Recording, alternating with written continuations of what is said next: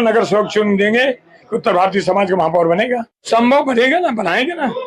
हम इतना इतना नगर सेवक चुन देंगे, उत्तर भारतीय समाज का महापौर बनेगा। संभव बनेगा ना, बनाएंगे ना। हम इतना इतना नगर सेवक चुन देंगे, उत्तर निवडणूक जसजशी जवळ येते, खास करून सत्ताधारी पक्षांकडून इतर भाषिक लोकांना आकर्षित करण्यासाठी विविध नेते मंडळी मुंबई आणि मीरा भाईंदर शहरामध्ये येतात। नुकतेच मीरा भाईंदर शहरामध्ये कृपाशंकर सिंग यांनी भाषण केलं आणि त्यांनी त्यामध्ये म्हटलं की मीरा भाईंदरचा महापौर हा उत्तर भारतीय होणार।